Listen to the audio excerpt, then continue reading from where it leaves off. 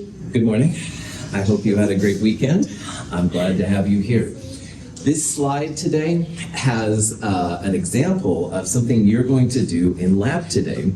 So we'll talk about the different steps. Is if you had nothing else to do with your time, if you can make sure that you can go from this number, the nanometers, down to the kilojoules per mole, you will be in wonderful shape. So today at 1:10 is our lab. Turn in the density lab, self-corrected problem set number 2. Like last week, we'll start off by taking the seminar self-quiz 2. You'll self-correct that before turning it in. Then you'll take the actual quiz 2, and then we'll do the hydrogen spectrum lab, which is a really cool lab. It's not so much about chemicals in this thing, but more about light. And we'll talk about these transformations as we go forward. But up here on the right-hand side of the blackboard, I have kind of the things that you need to solve this problem right here. And in this problem, if you start at the very beginning, you're going to start with a wavelength in nanometers and work into what the energy is for a mole of photons. And if you know that there are 10 to the minus 9 meters per nanometer, if you know the speed of light, c, 2.998 times 10 to the 8th meters per second, if you know the Planck's constant h, 6.626 times 10 to the minus 34 joule seconds, and 1,000 joules per kilojoules, you will be good to go. So what Anastasia would do is she would start with the wavelength in nanometers, and the speed of light equals the wavelength times the frequency for all the electromagnetic radiation. But because it's in nanometers, the first thing she'd do is turn the nanometers into the meters, all right? And we did an example with this on Friday. You can go back and check if you want. Once you have it in meters, then the speed of light divided by the wavelength in meters is where this number comes from, all right? The frequencies, which is what this is, are usually really big. They have units of 1/seconds or hertz if you want. HZ is great, no problem. To get to the energy per photon, this is where you take that frequency and you multiply it by Planck's constant. Now, since the frequency is already in inverse seconds and the Planck's constant is joules times seconds, the seconds cancel out, you've got joules. It's a pretty small number. In energy, joules are the unit that are usually used, all right? And the energy per photon will be pretty small. It's like the smallest piece of light, if you will, that can be discerned. But how scientists usually think about it is they think about it as energy per mole. So if you take the joules per photon, and any amount has an Avogadro's number in it per mole. So we talked about like atoms to moles the other day, or molecules to moles. This is photons per mole. Again, Avogadro's number applies to anything. You can have a mole of candy bars or whatever. Anyway, so joules per photon times Avogadro's will give you joules per mole. And it's usually not as wieldly of a number. So what a lot of times people do is they turn it into kilojoules. And the number that pops up, 171 kilojoules per mole, first of all, it's cool to get the answer. But second of all, it's really neat because this is actually the energy that you can use to break bonds. And there's a whole field of chemistry called photochemistry, where they literally just shine a light on some kind of set of chemicals. And if you wait over the weekend, they react. You come in on Monday, your product is made. It's a very clean conversion, like you usually have really high amounts made, not a lot of waste. Pretty cool kind of stuff. But anyway, this is what we're going to do in lab today. You're going to start with some nanometers, and you're going to turn them into kilojoules per mole. So if you have this process down, no problem. Any questions? Sweet. Okay. So now we've kind of got the background of how electromagnetic radiation works. The wavelengths are what discern an X-ray from a radio wave, for example. And on top of that, then you can take any wavelength and turn it into energy per photon or energy per mole, something like that. And what we're going to do now is talk about what's called the Bohr model for the atom. Now, one of the elements on the periodic table is bohrium, named after Niels Bohr. And we're going to see why there's an element named after him and all that kind of stuff. But in order to understand his contribution to chemistry, we need to talk about what's called a sharp line spectrum. And a sharp line spectra was something that baffled scientists for a long time. And you can literally think about a sharp line spectra as like a fingerprint, as chemists and scientists can use to distinguish, say, hydrogen, this top line, from mercury, or mercury from neon, which is on the bottom. And you can see how there's very sharp lines. There's 1, 2, 3, 4 lines for hydrogen. Mercury has a few more, and neon has even more of them. And nobody knew at this time where they were coming from, but they were used to figure out, say, what elements are on Jupiter. It's hard to travel to Jupiter because it's so far away. However, the light that comes from Jupiter can be analyzed, and if sent through the right kind of apparatus, you can see that there's hydrogen in Jupiter and things like that. So we're going to see how Bohr kind of wandered into this world, his contribution, and also how they took it and went on to do even better things. If we pour methanol onto sodium chloride and ignite it, the flame produced is yellow in color.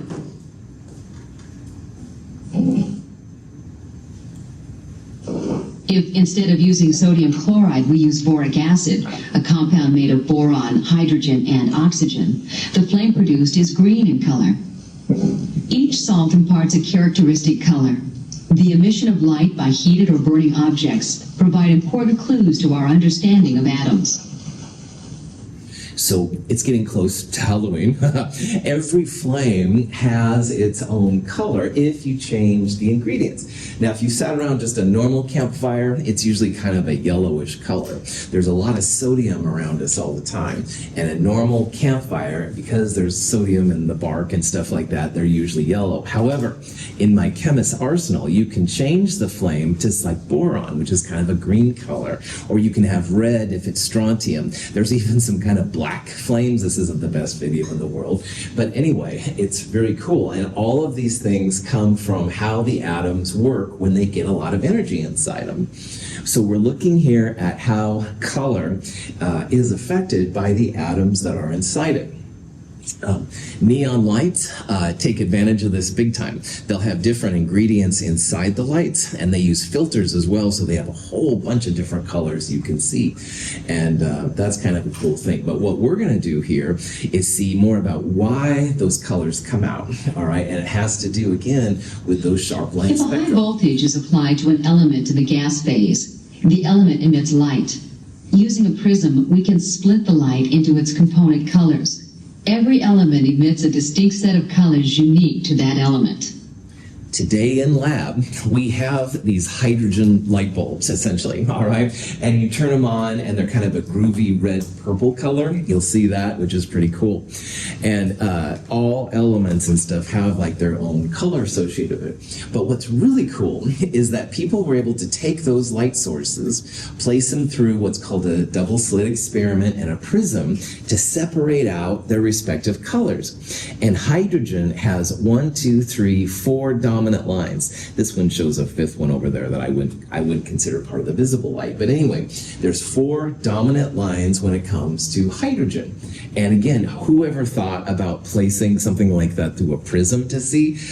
It's incredible. But the interesting thing, very, very sharp, all right? They're like literally lines, all right? There's a very narrow range of wavelengths that are associated with these transitions. And again, all elements have them, all right? Hydrogen has 4. That's the one we're going to focus on today. But all the elements have different kind of combinations. And at the time of Bohr, nobody knew where they were coming from. They were very well studied. This guy, Balmer, studied the visible lines of hydrogen a lot. So the 410 through 656 lines definitely were the Balmer series. Those are the ones that he realized. This one's a little bit lower wavelength, so that's not usually seen as part of the Balmer. Some people with really good eyesight can see it. I can't usually see it, honestly. But anyway, as a reminder of what we've seen before, all right, energy equals H times frequency. So as the energy goes from right to left, you go from low to high. And notice how the frequencies then go from a lower frequency to a higher frequency. But for this discussion, because wavelength times frequency equals speed of light, as frequency goes up, wavelength goes down, and vice versa. So as you go from low wave frequencies to high frequencies, the wavelengths are longer on this side and shorter on this side. And that's what these numbers are. They're literally the distance between where the wave starts and stops. So this is a bigger number than these numbers over here. That's why this is the biggest wavelength. And these numbers down here are smaller, so they're the shortest wavelengths. So in the biggest wavelength, smallest frequency, smallest energy. On the other hand, over here, with smaller wavelengths, you'd have higher frequencies, higher energies. Any questions on that? You can also create what's called the electric pickle effect.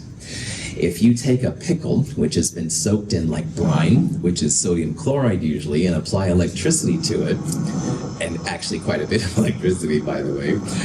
Anyway, your pickle begins to glow. I've seen this effect. It's amazing. It's kind of like a yellow, like laser light show kind of thing inside. Now, the reason why the electric pickle makes a yellow color is because this pickle was soaked in sodium ions, all right? And sodium ions, like the campfires, if you've ever seen them, is kind of a yellow color. That's why the electric pickle has kind of a yellow color. If you break the sodium line down, which is the top line right here, there's really strong colors right here in the yellow region. There's a little bit of this bluish kind of thing, but most of it's the yellow. That's why the pickle comes off as yellow, as well as your campfire. However, this is the kind of question you can think. Barium has kind of a green color when it's heated up and stuff.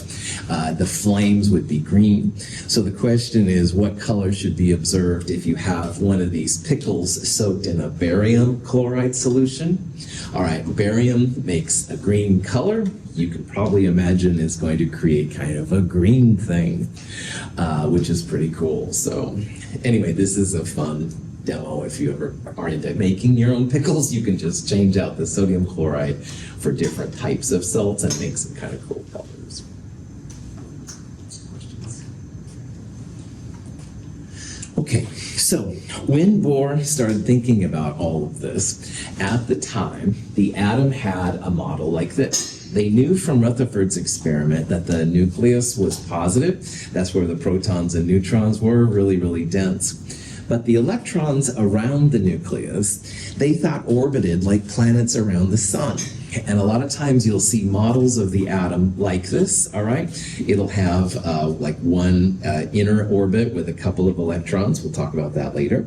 And then you'll have more and more consecutive orbits all the way around. And it makes sense for planets, so it makes sense for atoms. Not quite. The difference between planets around the sun is that planets are neutral. They're not positive or negative, and the sun is not positive or negative. So gravity is the driving force for planets around the sun. But in a chemical model, electrons are negative and the nucleus is positive. And when you have electrons, negative electrons going around positive things, you begin to build up some friction. And friction is going to build up of energy. Eventually that atom's going to have to release it, all right? And that's bad, because as energy is released, it's either going to move the electrons closer to the nucleus or more likely kick them out. And that's basically the destruction of the atom. And atoms are pretty stable. You and I are made of atoms, so it's no problem. And another thing that was interesting is they thought that any orbit should be possible as long as you have enough energy. So if I'm an electron and my camera here is my nucleus, I could be this close or this close or this close or anything like that. And there was beginning to be some differences as to if this was happening. So basically classical physics wasn't helping out chemistry very well. All right, well, it wasn't working too well for what the model of the atom was all about. So Bohr just came in and said, hey, classic physics, you're wrong. Totally lame. And after working on some things, he came out with this equation right here, which is the energy of the states of electrons, all right? He basically said, hey, we're going to start thinking of electrons not so much as particles, but as waves. And a wave has places where there's a lot of wave, and then there's nodes where there's no waves. So in the places where there's waves, he gave them a value of n, the quantum number. And that literally says where you are relative to the nucleus. So what was so strange about it, if my phone here is the nucleus, I could be this close to the nucleus, n equals 1, or I could be this close, n equals 2. But I can't be n 1.5, like between, or I can't be n 2.25, all right? It's only 1, 2, 3, 4. So there were only certain places around the nucleus where electrons could hang. And to describe this energy, he used Planck's constant h and speed of light c, which we've already talked about. He did also use another constant called the Rydberg constant. This is a number we'll talk about, but it's not a number you have to use. All right, it's a number that's very specialized for this particular equation. Bohr just kind of came out of left field. He didn't have any reason to believe it, but as we're going to see, it worked amazingly well at discovering where these sharp line spectra were coming from. So let's look at an example now, a video, and I'll try and show you a little bit more about how important this crazy thing is. This is going to be a video. Here's the nucleus. Here are the levels of where electrons can be, the quantized levels, or the states. So this is n equals 1 and n equals 2. Now, electron cannot be at n 1.5, and it can't be at n 2.3 or something like that. It has to be on these particular levels, which is really strange. A delta E is the change in the energy. Delta is always final minus initial. So if you have an electron going up, it's going to take energy to get away from the nucleus. On the other hand, as you go from a higher to a lower, then you're going to actually be giving off energy. So let's see this video and you can hopefully get a better sense as to what's happening. According to the Bohr model, when a hydrogen atom receives energy, its electron leaps from a low energy orbit to a higher one, forming an excited state. As the atom loses energy, the electron jumps back to a lower energy orbit, releasing light as it goes. When gaining energy, the orbit to which the electron jumps depends on the amount of energy involved. When the electron occupies the lowest energy orbit possible, the atom is said to be in the ground state. So the Bohr equation, the energy of the level minus RHC times 1 over n squared. Don't worry about RHC, just call it big C for right now, that's fine. But notice in the bottom it's 1 over n squared. So here n is 1 over 1 squared. Here's n equals 2, 1 over 2 squared. And again, this C is just a constant. So when you figure out the energy of those levels, that's what these numbers are right here. Pretty small, all right, doesn't take a lot of energy, but to get from a lower to a higher, you've got to give it some energy, all right? It takes energy to go from the lower to the higher. On the other hand, after a while, the poor electrons, they want to go home, I don't know, and they go from higher to lower. That actually gives off energy. So it takes energy, it's endothermic, if you want to be fancy, to go from lower n to higher n, and you get energy out as you go from higher n to lower n. It's exothermic. The lowest state is called the ground state, and why this is important is because all these freaking light bulbs around us, and my computer and everything, all these things with light, it's higher n to lower n. Energy's being given off.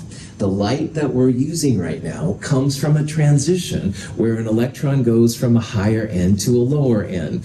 Energy is released and it comes down to us as light. Lights don't work without electricity. Electricity is what pushes the electrons from lower n to higher n. It's endothermic. Nothing happens unless you have a jolt of electricity. But after a while they get bored. They want to go back home, if you will. Energy is released. The light comes down. Whoa.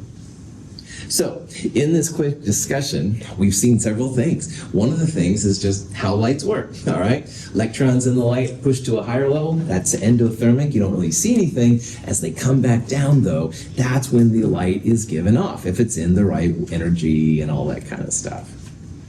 Yes? Should we remember that big C stands for RHC? Good question, and no, you don't have to. H and C are going to be really important to us, but the RHC thing is really only applicable right here. And I'll talk about Anastasia why it is. Good question. Other questions? So let's say that you want to find the change in energy for 1 mole of electrons coming from a higher level to a lower level. Now under n equals 1, that's where the nucleus is. Higher to lower is going to be an exothermic. You're going to get energy that's released. So let's figure out then that energy change for this process. Now delta E is always final minus initial. So in this problem, initially, the electron is at n equals 2, and at the end, the final state, it's n equals 1. So delta E will be the energy at n equals 1 minus the energy at the initial state, n equals 2. Now, here's that crazy capital C that Anastasia just asked about. It's really RHC. You can figure out what that capital C was by multiplying these all together. Don't be too worried about that. Also, I'm throwing in Avogadro's number because it's helpful to think about the energy of a mole of these crazy things running around. But if you think about it, both of these have a C in front of them. So if you pull out that minus RHC, or the capital C, as well as Avogadro's, it really comes down to 1 over the final n squared minus 1 over the initial n squared. And again, final is just 1, so that's 1 over 1 squared, 1. Initial is 2, 1 over 2 squared would be 1 over 4. So 1 minus 1/4 is 3/4. And if you multiply that by minus RHCNA, you get this number right here, minus 984 kilojoules per mole. That's the energy that's released upon going from higher N to lower N, from energy 2 down to energy of 1. So this is basically doing the calculations for how much an object is heating up when it gets hit by light. When it gets hit by light, it would be a positive number. You're going from lower end to higher end, like when the electricity comes on. And it would be the same magnitude, it would just be a positive number. And what we're really calculating here is after a while, when it's excited, it wants to go like back home, all right? Those are going to be the negative values. And the reason why we're focusing on the negative values, that's where the light comes from, all right? All the light that's coming down to you right now is from an exothermic reaction. So yeah, so a positive version of this would be the energy to push it from 1 to 2. We wouldn't see anything, all right? But 2 to 1 then, if it's in the right visible light spectrum, we would actually see something. Good. I'll talk here in a little bit about emission lines. Emission lines are just the exothermic values, all right? The higher end to lower end. And you have at least the option anyway to see something that way.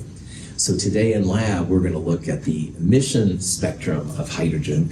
It's the light you can see after it's been excited to a higher to a lower state. Cool. These are all good questions. Other questions? Okay. Now, this number is, again, energy that's released higher end to lower end. But you might be interested to see, like, is this something that our eyes could see? Is it a wavelength in the visible spectrum? So the question here now is, okay, we got this delta E. What is the frequency and what is the wavelength? Is this something that we can see? And this is what all scientists wanted to know after they started looking at the Bohr model. But before we do that, down here is something kind of important. Before you turn the electricity on for your lights, the electrons are in the lowest state called the ground state.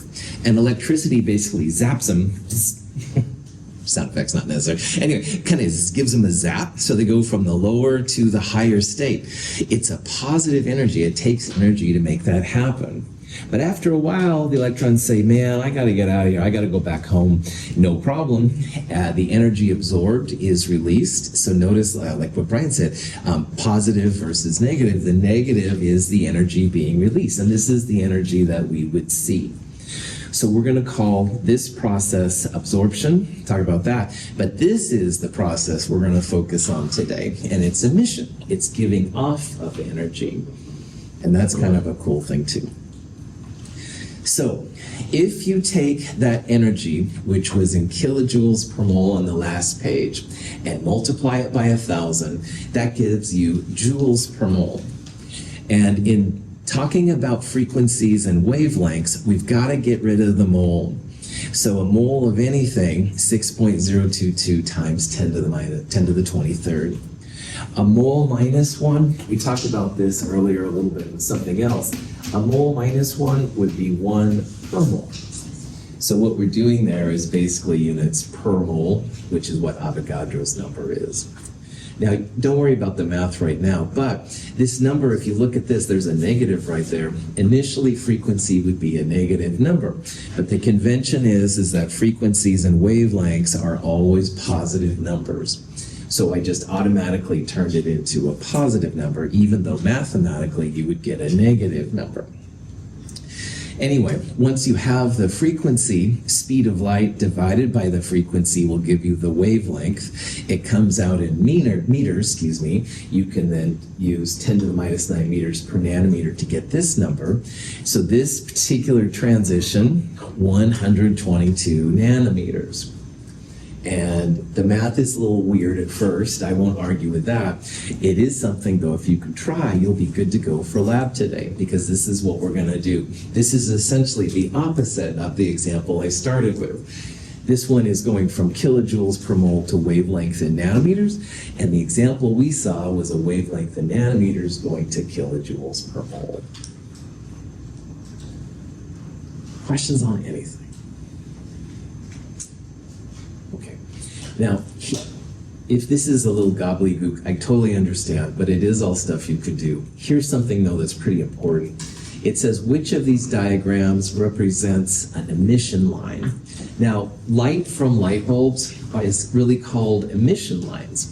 It's energy that's given off as the electrons go from higher N to lower N. And that's the key thing. Both of these diagrams are the potential change of an electron around an atom. But if you're going to have an emission line, you have to have energy released. It has to be a negative number. And to do that, you want to go from a higher N down to a lower N. So an emission line is just higher N to lower N. This one right here would be an emission line. And emission lines are cool because it's the light you can see. This line right here is from a lower N to a higher N. This would be an endothermic. It would take energy to make it happen. We wouldn't see anything for this transition. We would potentially see something here, but probably not right here. Questions? This shows the two types of lines that come from these transitions. The top one, the one that takes energy, is called absorption.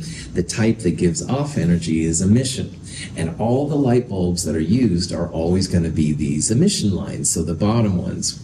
And if you look at these two carefully, you can see that emission lines, it's black in between, while in absorption, the black lines are in the middle and the outside shows this color. Absorption means literally that those wavelengths are absorbed, all right, and you don't see anything. Emission lines, which is going to be the focus of what we're talking about today, emission lines are lines you can see. And it's hard to see in this picture here, but there's 1, 2, 3, 4 emission lines for hydrogen. You're going to see those lines today in lab, which is kind of cool. Absorption is cool though too. If you like forensic shows when they analyze crime scenes and stuff like that, a lot of times they use absorbance spectroscopy to measure. Like they'll see like, well, what kind of paint is this that's on leftover or stuff like that. So absorbance is important. If you've used a Spec 21 in biology, you have done absorbance spectrometers. But what we're going to focus on today is more the emission, the lines that actually come out after the electrons have been excited. So,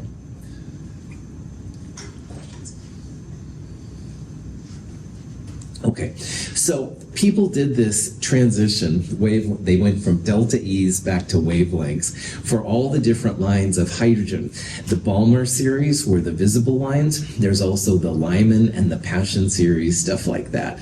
And amazingly, that Bohr model with the RHC 1 over n squared thing worked amazingly well. I mean, it wasn't like, it was incredibly close in terms of calculation versus experiment, which is really cool.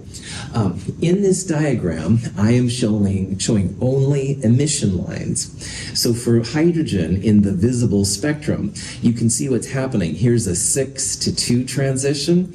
This is the 5th level to the 2nd transition, 4 to 2 and 3 to 2. So what Bohr realized in his model, and what scientists confirm, all the visible lines in hydrogen come from higher n to lower n, and they all end at n equals 2. Now, if you're in the n equals 1 area over here, that's when you start to get in the ultraviolet, and our eyes don't normally see those, although we have techniques to measure them. If you end at n equals 3, these are the infrared lines, called the Paschen series, and people had measured these really well, but they didn't understand where they were coming from. But in Bohr's model, it literally came to 1, 2, 3, 4, 5, etc., and they just higher n to lower n. All the visible lines, all the Balmer lines ended at n equals 2. So this was huge. All right, nobody knew where the sharp line spectra were coming from. Nobody really understood how lights worked. Bohr opened the door to all of this, which was kind of cool. Questions? Yeah. So how do you actually make it go from, 5 to 2? So That's running electricity through it? So 5 to 2, higher to lower, it's when the electrons relax back down. So what you would do as a scientist is first you would excite them, like add electricity usually, all right? And that'll go push them from lower, usually n equals 1, up to these different levels. And then because there's 10 to the 23rd of them running around, they relax by themselves, and that's when you can see like these lights come out.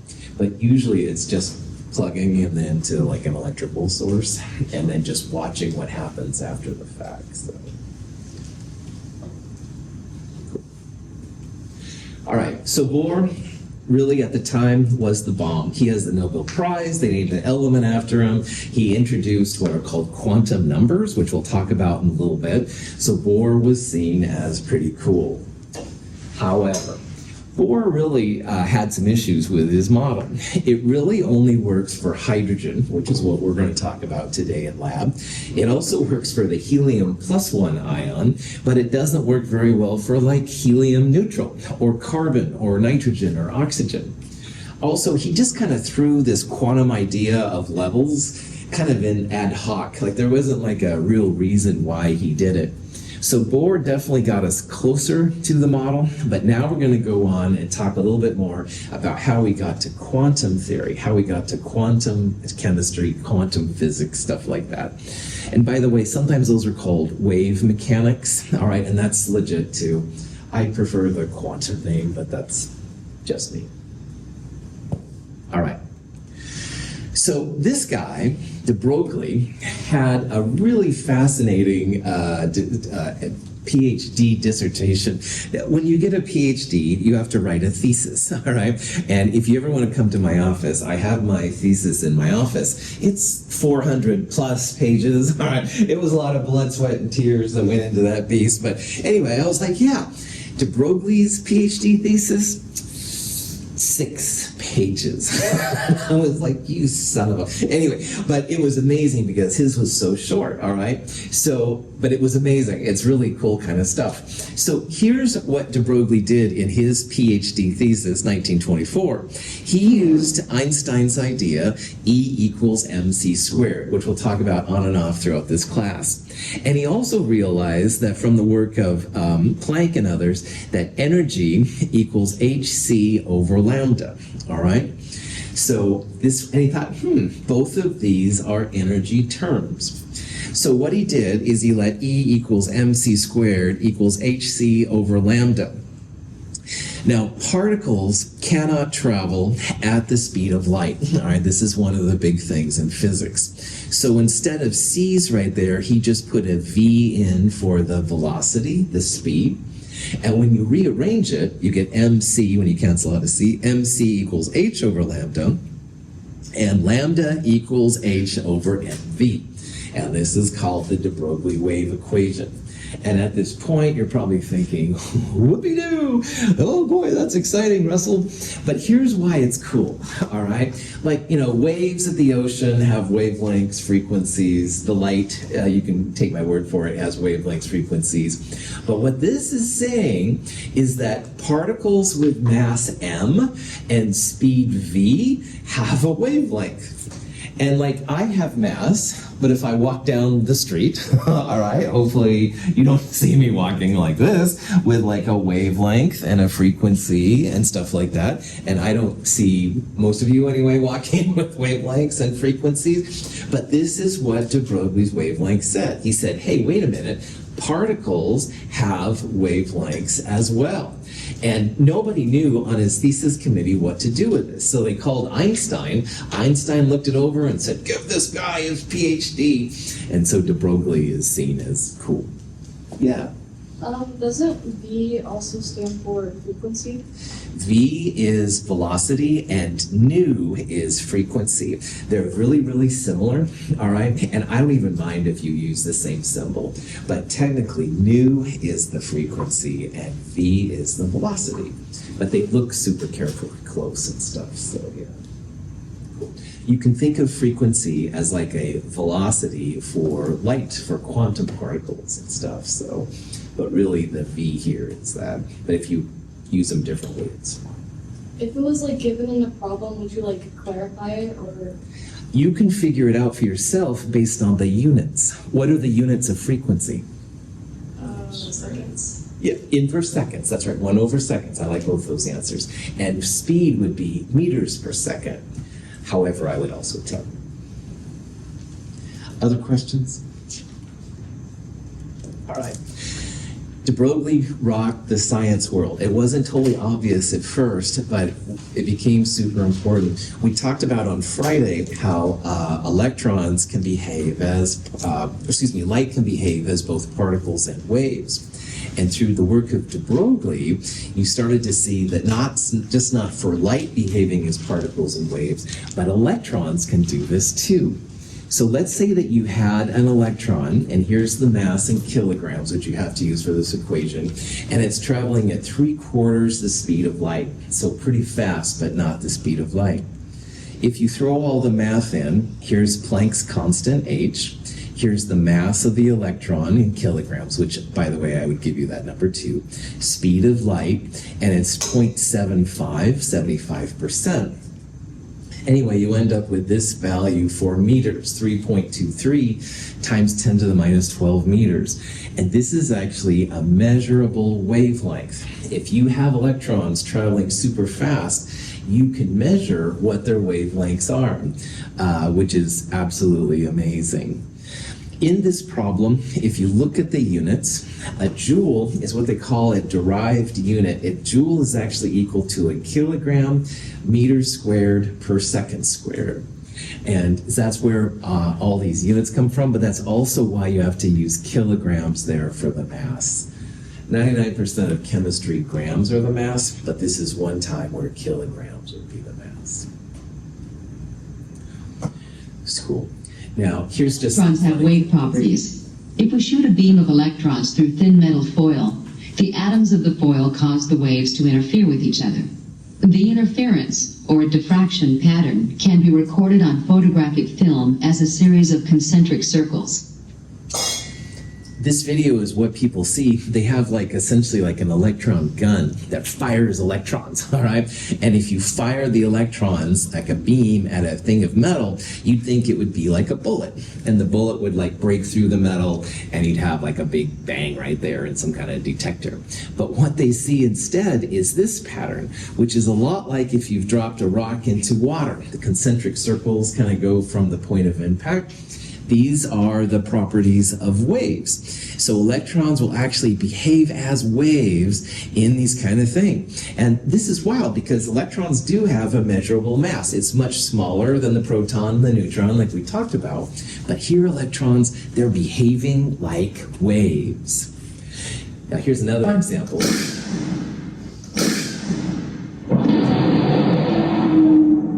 Ooh. Let me play this thing real quick.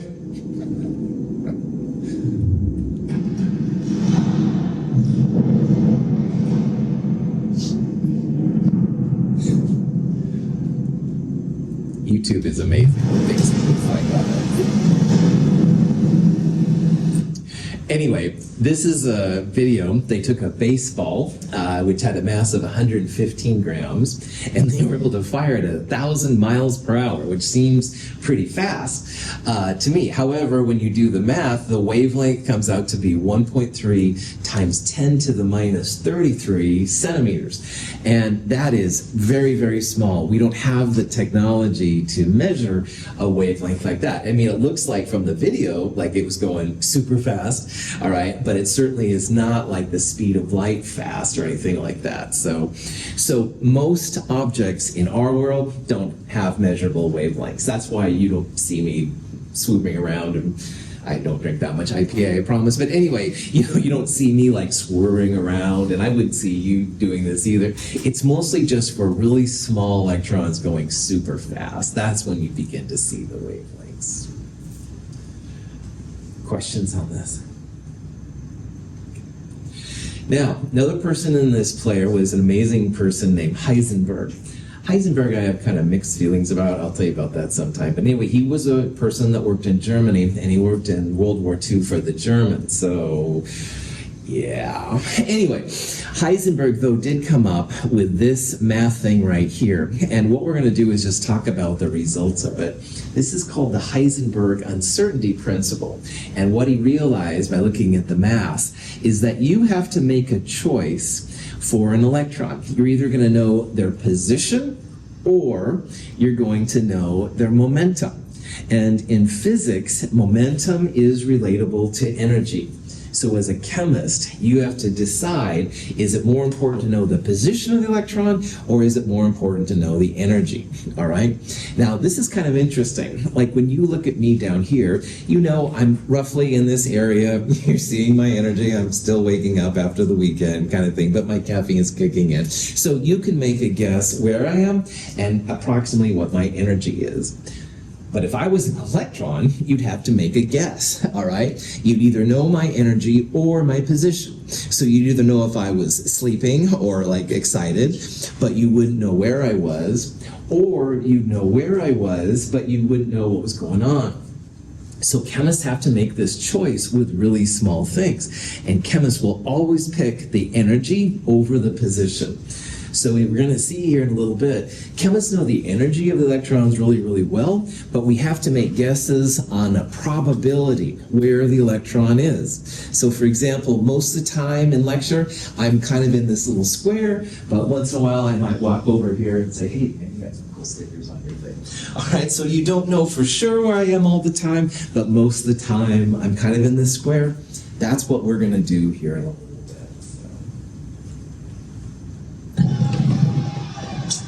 It's a dead heat. They're checking the electron microscope, and the winner is number 3 in a quantum finish. No fair! You changed the outcome by measuring it. So, in this stupid Futurama episode, of course, the Pearson was mad. They were using electron microscope. We have to make a little bit of a thing about position versus energy. Probably it's more energy anyway. Just remember that when it comes to chemistry and electrons, chemists have to make a choice between the energy of the electron and the position. And the energies we'll know really well, but positions we're going to have kind of approximations. So that leads us to the main man here, Schrödinger. Schrödinger is a real interesting person as an individual. He writes poetry, he was interested in Eastern mysticism and stuff like that, but that's not why we're here. Schrödinger used finally then what's called the Schrödinger equation to represent electrons as waves. Then they called them wave equation or wave functions. They get this cool symbol psi, another Greek letter, and a wave function is nothing more than a piece of math, all right? And if you apply a certain type of thing to it, you can get out the energy of the electron or the approximate position of the electron.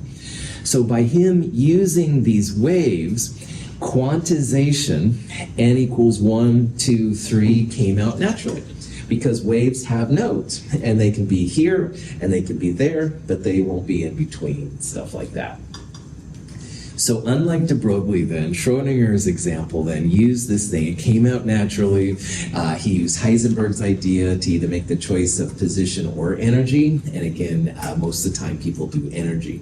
So classical physics thought any value was possible, but in reality, the electrons, we can only know them for these certain levels. It's not possible to have a 1.5 step, something like that.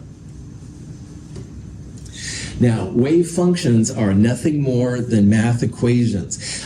In calculus, if you have done like a spherical polar coordinates, they usually have a radius and 2 angles. That's how most of these wave functions are. They're just like an elaborate function that you can apply. And each of these corresponds to what we're going to call an orbital in a little bit. And an orbital is just energy, but it also represents the approximate position of where the electron's going to be. But unfortunately, due to Heisenberg, we don't know the exact position. If you take, though, the square of these crazy things, you will get the probability of where the electron is, all right? There's also imaginary numbers, and it's pretty crazy. So here's the punchline, all right? Schrödinger equations, which are basically Math 254, can be used to find the energy of electrons really well. And that's where we're going to roll with this. However, the best we can do is to get the probability of where the electron is. So in my world, this little part right here, this would be the highest probability for where I exist. But you will know my energy, according to Schrödinger's work then, very, very cool. Questions? A familiar depiction of the atom shows electrons orbiting the nucleus like planets around the sun. This model is neither accurate nor useful. We no longer think of electrons as orbiting the nucleus, and we cannot predict their location with accuracy. A more useful model is the quantum mechanical view of the atom, which represents the positions of electrons in terms of their probability of being in a particular region around the nucleus. If we could show all positions for an electron with a specific quantized energy, the resulting picture would look something like a cloud. This cloud of electrons is the current value of what people think the electrons are. It represents all the places around that it could be. So you'll see these representations a lot for the atom, the planets around the sun. They're a great way to talk about it, but it doesn't really have any application because we don't know the position and the energy. They're not planets going around the sun. So it's kind of cool how the atom has progressed. I still use this once in a while because it's hard to draw this thing, all right? Like a boop, boop, boop, boop, it doesn't work for me. But anyway, we can, though, talk about then as planets around the sun idea, even though that's not really correct. So, all right. So here's just some representations. Now, again, if you've seen this stuff in physics, or math, some of this might look familiar, and if it doesn't, don't worry about it, all right? But what I wanted you to see here was these are like probability places of where the electrons can be.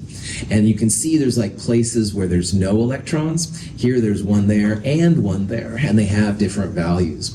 So if you take Math 254, you can solve stuff like this. I used to do this back in the day, but that was a long long time ago, so please don't ask me too many questions because it's a skill. You have to keep that muscle built up to do it. But what is cool about all this math is that when all is said and done, we do see that there are discrete energy levels that electrons hang out. And that corresponds to the end values of the Bohr model we looked at earlier. And if you go a little further, you can nail the energy of electrons using 4 quantum numbers. And those quantum numbers are n, l, m sub l, and m sub s. And n is the Bohr model we looked at earlier, whole numbers starting at 1, going up to infinity. L, which we'll call the subshell, those values go from 0 up to n minus 1, whichever one you're on. The orbitals will have values going from minus the subshell value up to the positive subshell value. And spin is either going to be positive or negative 1/2. Now for L and M sub L, a value of 0 doesn't mean it doesn't exist. It just means that's a valid value for L or M sub L. So sometimes L values of 0 and M sub L values of 0 will be okay. So what we'll do starting on Wednesday then is we'll start looking at the shells. We'll then go to the subshells, orbitals, and the spins. Crazy chemistry. Yes, Esther. Could you give me Schrodinger's equation again? Sorry. It's H psi equals E psi. And we're not going to solve Schrodinger's equation, but that is his equation. And from that, Anastasia, if you do the math, that's where these 4 numbers come from.